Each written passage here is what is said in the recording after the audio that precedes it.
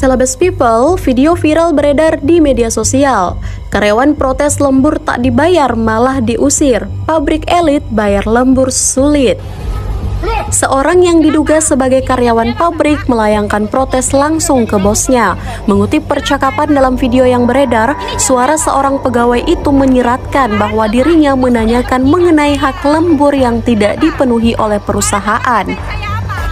Mengacu pada keterangan yang dimuat dalam video tersebut, merujuk pada hak lembur atau bayaran atas lembur yang tidak diberikan kepada karyawan.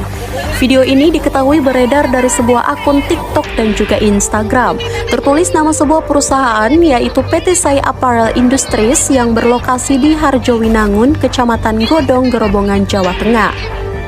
Mengacu pada protes yang dilayangkan sang karyawan, dia mengaku tidak dibayar karena telah bekerja melewati batas waktu yang ditentukan.